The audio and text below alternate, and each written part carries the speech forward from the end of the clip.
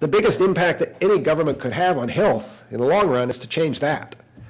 Just the way we attacked smoking back in the 60s with some significant success. So in Washington State, they said, boy, if we're going to be cutting, we better not cut the public health stuff, the prevention stuff. We better cut access to care, which is what they did temporarily during that crisis. So the point is, this analysis helps the team understand what's important, and they then go on to ask, okay, what strategies should we really be funding with this government? And they put those, and for example, in healthcare, obviously focusing on public health stuff, changing behavior comes to mind, focusing on prevention. And then your analysis will lead you to other kinds of strategies, as you can see. Everybody's talking now about electronic health records, for example, which would be very important if we can pull it off. So you define a set of strategies, purchasing strategies, and put that into a document that takes the place of the old budget instructions. We call it a request for results, just to emphasize how different this is. And that document basically says, this is the outcome we want. Here's how we measure it. Here are the strategies we think we should fund that will have the most power. Now you, the agencies, tell us what you can do. Make us offers. The whole idea is to get agencies competing to get money. Ideally, you'd go to nonprofits and for-profits as well. Send this out to everybody. Really let the competition roar. Politically, that's very difficult, so only one place has even gone so far as to get nonprofits into the game. But the sellers, the agencies, their job is to make a good offer, to say, here's what we can do, here are the results it will produce, and here's the data from the past that tells you that it will produce these results. They have no guarantees, and you try hard to convince them that they're not going to get funded unless they make a good offer, and you're looking for innovation. So these offers come in, the results teams rank them from most cost-effective down to least. You know, some offers for public safety, some offers for a better economy, some offers for better mobility, etc. Each team ranks its offers from most cost-effective to least. They start buying from the top. They've got a set amount of money. At a certain point, they use it up. They draw a line. And what we've learned is that the agencies actually don't take this seriously the first time through, most of them. You know, it's the old, this too shall pass. So they write up last year's budget in this new form and send it in. And so we've learned the results teams need to send these rankings out and wake everybody up.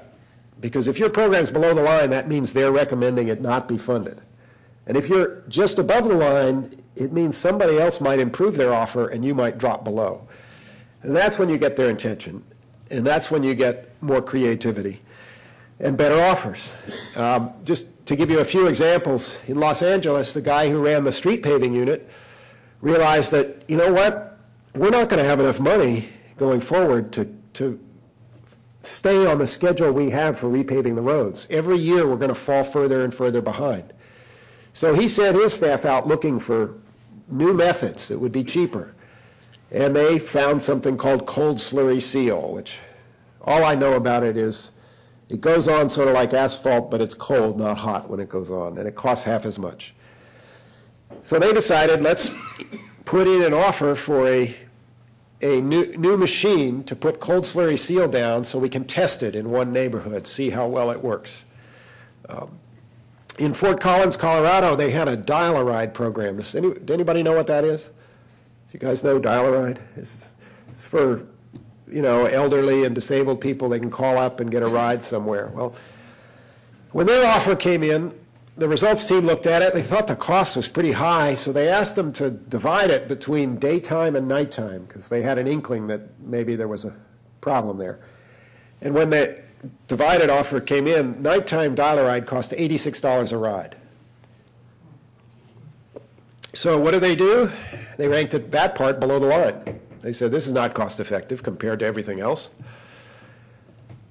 So the city manager agreed, put it in the budget, went to the city council, and had budget hearings, and what happened?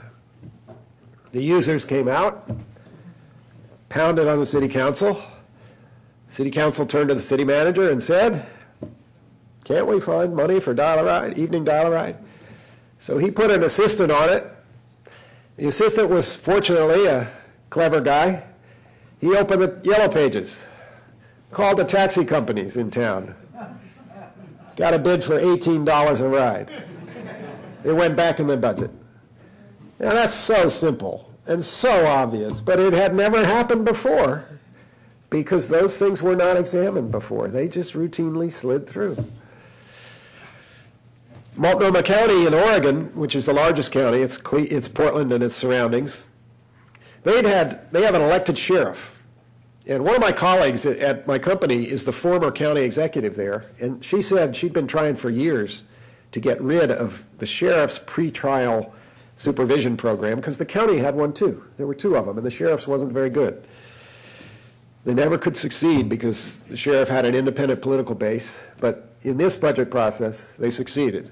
They also found 3 different anti-gang initiatives in different parts of county government, and so the results team said, you folks get together. Next year, we want to see you collaborating and getting better bang for the buck by collaborating.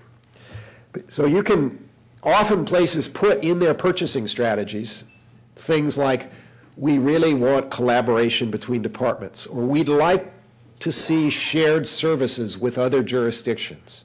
If you want more collaboration and more shared services, you just put it in that request for results, and because people are competing for money and know they're at risk, they'll go do it. So these new offers come in, the results teams do their final ranking, they send it to the executive and his or her leadership team, who goes over it, makes the adjustments that are always necessary. There's often things below the line that are mandated by state government or federal government or the courts, or some law somewhere. You got to move them above the line.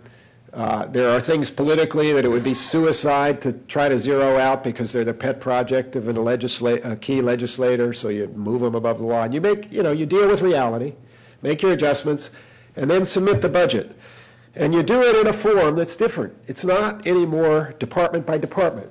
It's organized by results. You can summarize your budget in 1 page per outcome. I'll show you Washington State's first budget. This is the health page. There was more detail behind this. This isn't all the programs, but these are the big ones. They said to the public, here are the big spending categories that we're going to continue spending, and here's the line, and here's what we can't afford below the line. It was painful, but it was clear.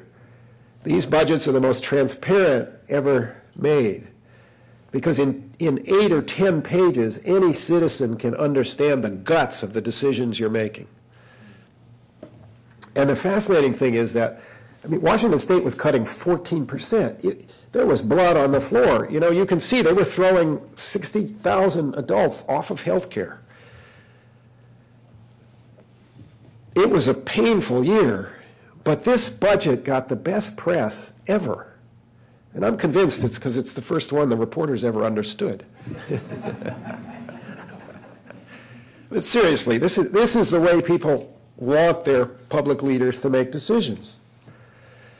So the bottom line is you get a balanced budget. All the energy is focused on what you're going to keep, not what you're going to cut. It flips that around, and the cuts just fall out. They're the below-the-line stuff. Your purchasing results, last year's costs are irrelevant. Somebody comes, an agency comes in and says, these are our costs. Doesn't matter. Find a way to have lower costs. What we want are your results. So often in government, when we have important new investments that we urgently need to make, we can't find the money because those are the last things that gets funded. In this process, those are the first things that get funded. If it promises better results for the dollar, it goes to the top of the list. So it evens the playing field between your old spending and your new spending. It changes the politics a little bit.